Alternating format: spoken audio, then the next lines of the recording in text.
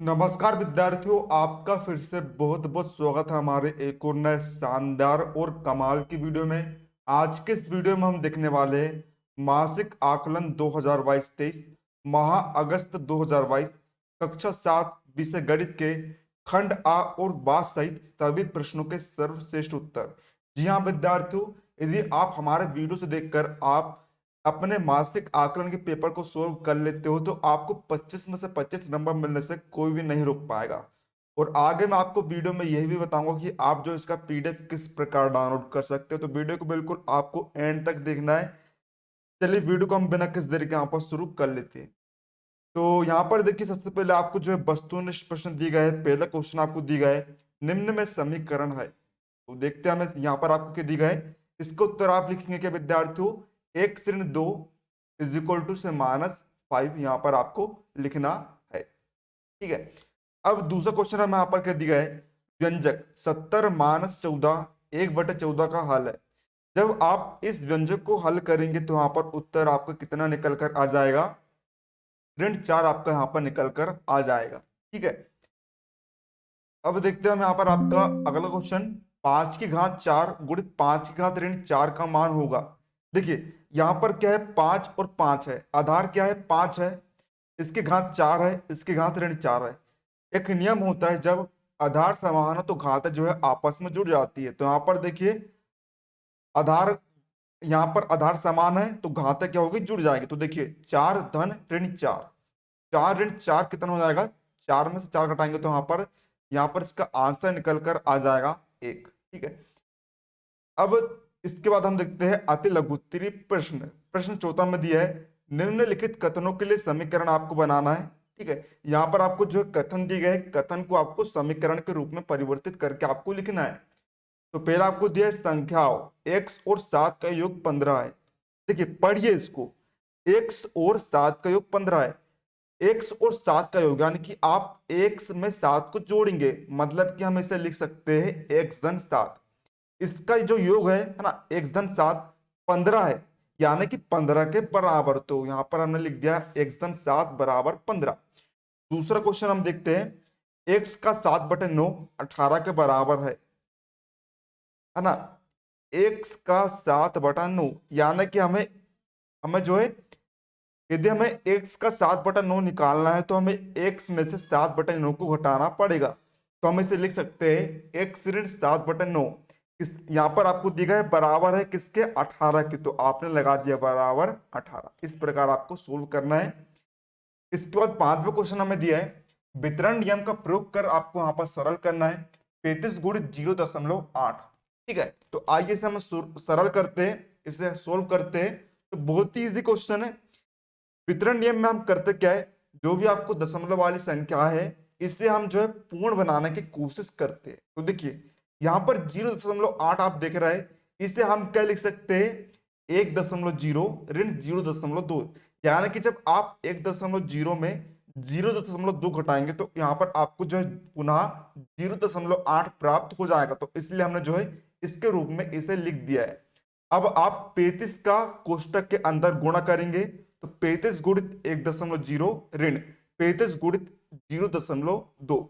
तो 35 में 1.0 को गुणा करने पर आएगा 35.0 ऋण 35 में 0.2 को गुणा करने पर आएगा 7.0। अब आप 35 में से 7 को घटाएंगे तो यहाँ पर 28 आ जाएगा। यही जो है आपका आंसर होगा। चलिए वीडियो में आगे की तरफ बढ़ने से पहले हम जान लेते हैं कि आप जो इसका पीडीएफ सॉल्यूशन किस प्रकार डाउनलोड कर सकते हैं। तो इसका पीडीएफ सॉल्यूशन डाउनलोड करने के लिए आपको हमारे कोस्मोफिट चैनल को ज्वाइन अवश्य कर लेना है, जिसके चैनल की लिंक नीचे डिस्क्रिप्शन बॉक्स में दी गई है। और यदि कोस्मोफिट आपके फोन में इंस्टॉल नहीं है तो प्ले स्टोर पर सर्च करके इंस्टॉल आपको जरूर से कर लेना है। ठीक है। तो इस प्रकार जो है आप इसका पीडीएफ डाउनलोड कर सकते हैं। अब बढ़ते हैं वहां पर छठवें क्वेश्चन की तरफ। तो देखिए छठवें क्वेश्चन आपको दिया है, यहाँ पर 4 की पावर x बराबर 1/64 आपको समीकरण दिया है। इसमें आपको बताना है कि x का मान क्या होगा। ठीक है। तो यहाँ पर हम इसे सोल्व करेंगे। यहाँ पर 4 की पावर x बराबर दिया है 1/64। तो यहाँ पर देखिए विद्यार्थी, हम करते क्या है, 4 जो है क्या है x के गुणे में है, तो हम इसे जो है राइट हैंड साइड में पहुंचा देते। तो देखिए यहाँ पर क्या हो जाएगा, यहाँ पर जो है लोग लग जाएगा और 4 यहाँ पर हो जाएगा, लोग 4 1/64।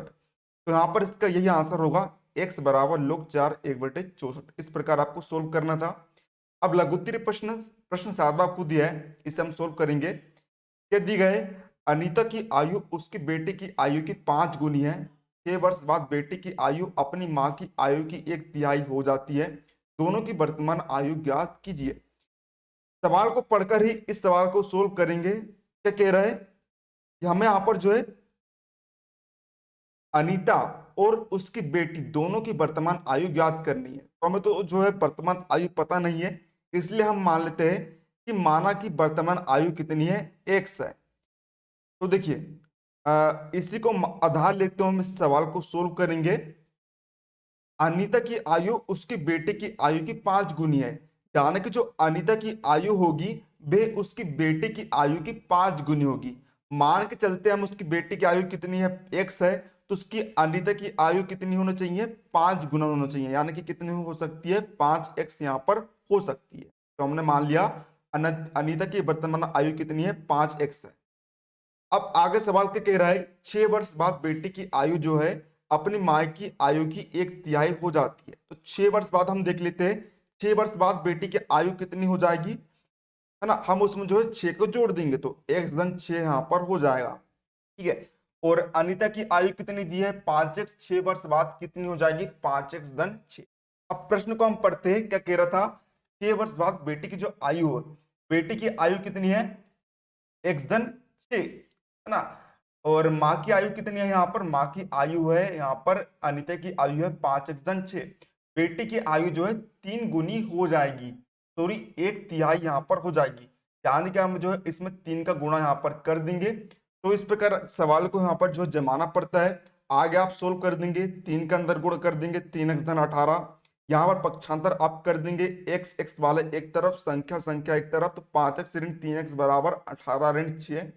तो 5x में 3x को घटाए तो यहाँ पर आ गया 2x, 18 में से 6 को घटाए यहाँ पर आ गया 12। x का मान निकाले तो 12 के बटे में 2 आ गया, x का मान यहाँ पर आया 6। x के मान को उठा के आप कहाँ पर रख देंगे, आप जो है यहाँ पर रख देंगे और यहाँ पर रख देंगे।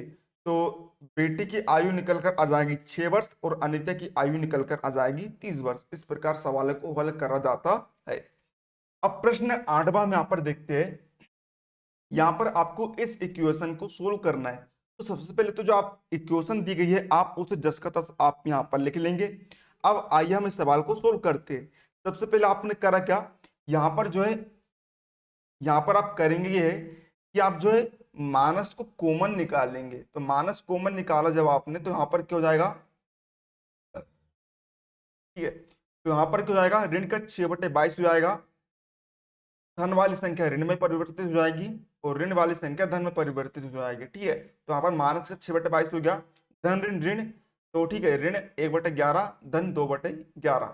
आगे से आप आगे आपने सोल्व करा तो यहाँ पर क्या होगा, यहाँ पर आप जो है इनमें से जो है लघुत्तम आप निकालेंगे तो लघुत्तम के बटे में आएगा क्या, 22। ऊपर आप इसे सोल्व कर देंगे तो 6 ऋण 2 धन 4। यहाँ पर आप इनको हल करेंगे तो यहाँ पर आएगा 8/22, 4/11 भागित 8/22। अब यहाँ पर जो है आप भाग को गुणा में परिवर्तित करेंगे तो जो 8/22 है उसका हो जाएगा उल्टा 22/8। अब यहाँ पर जो है आप काटापीटी कर देंगे तो देखिए, तो यहाँ पर इस प्रकार काटापीटी कर देंगे तो यहाँ पर आपको उत्तर निकल कर आ जाएगा 1। अब 9वां क्वेश्चन हमें दिया है, ठीक है। यदि प्रकाश की चाल 3 × 10⁸ मीटर प्रति सेकंड है तो 1 घंटे में प्रकाश द्वारा तय की गई दूरी आपको बतानी है, ठीक है। तो देखिए 1 घंटे में प्रकाश कितनी दूर चल सकता है, हमें इसकी दूरी बतानी है। सबसे पहले हम तो निकाल लेते हैं कि देखिए सवाल में आपको जो है प्रकाश की चाल सेकंड में दी गई है, तो हम, है ना, तो हम जो है यहाँ पर भी सेकंड को हम यहाँ पर कैलकुलेट कर लेते हैं। 1 घंटे में कितने सेकंड होते हैं, 3600 सेकंड होते हैं। 60 में 60 का गुणा कर देंगे तो यहाँ पर आएगा 3600 सेकंड। अब हमें क्या ज्ञात करनी है, हमें जो है यहाँ पर है ना हमें यहाँ पर जो है दूरी ज्ञात करनी है। क्योंकि एक सूत्र होता है चाल बराबर दूरी बटे समय, तो हम यहाँ पर दूरी का सूत्र निकाल सकते हैं चाल गुणित समय। तो दूरी बराबर चाल आपको के दी गई है 3 × 10⁸ गुणित समय यहाँ पर आपको कितने दिए गए 3600 सेकंड। तो देखिए यहाँ पर 10 की घात ना 3600 को आप लिख सकते हैं 36 गुणित 10 की घात 2। तो यहाँ पर हो जाएगा 3 गुणित 36 गुणित 10 की घात 8 गुणित 10 की घात 2। आधार समान है तो घात जो है आपस में जुड़ जाएगी, तो यहाँ पर क्या हो जाएगा 10 की घात 10। और इसे आप लिख देंगे क्या, दूरी। दूरी किस में मापी जाती है, मीटर में मापी जाती है। तो ये आपको जो है आंसर यहाँ पर हो जाएगा। अब प्रश्न 10वां आपको दिया है, ये प्रश्न आपको दिए गए, आइए से हम सोल्व करते हैं। ठीक है, कुंजल किसी एक स्थान से दूसरे स्थान पर जा रही है। ठीक है, माना जो कुंजल है एक स्थान से दूसरे स्थान पर जा रही है, पहले दिन क्या करती है भाई, एक निश्चित दूरी तय करती है। ठीक है, तो हमने यहाँ पर लिख दिया, माना कि कुंजल जो है पहले दिन x मीटर चलती है। हमें नहीं पता है कि पहले दिन वो कितनी दूरी तय करती है, तो हमने मान लिया है, माना जो है पहले दिन x मीटर चलती है। उसके बाद वह दूसरे दिन पहले दिन से 100 मीटर अधिक चलती है। यानी कि जो उसने पहले दिन चली थी उससे जो है वह 100 मीटर अधिक चलती है। तो हमने यहाँ पर माना था पहले दिन जो है x मीटर चलती थी, तो दूसरे दिन जो है 100 मीटर अधिक चलेगी, यानी कि हमने जो है इसमें 100 को जोड़ देंगे, तो x धन 100 यहाँ पर हो जाएगा। इसके बाद हम पढ़ते हैं, यदि वे 10 दिन में 24.5 किलोमीटर की दूरी तय करती है। ठीक है, तो देखिए यदि हमें यहाँ पर 9 दिन की दूरी निकालनी है, तो यहाँ पर क्या हो जाएगा, हम इसमें जो है 9x का गुणा कर सकते हो, तो 9x गुणित x धन 100। 10 दिन में हमें ज्ञात करना है, तो हम इसमें जो है x को जोड़ देंगे। ठीक है, तो यहाँ पर देखिए ये हो जाएगा आपका बराबर कितना आ रहा है, 24.5। तो आप इस इक्वेशन को सोल्व करेंगे और यहाँ पर आंसर निकल कर आ जाएगा x बराबर 360 मीटर। तो यहाँ पर जो है आपका पहले दिन की दूरी आ जाएगी, वे जो है 360 मीटर जो है चलती है। ठीक है, ये आपको उत्तर यहाँ पर हो जाएगा।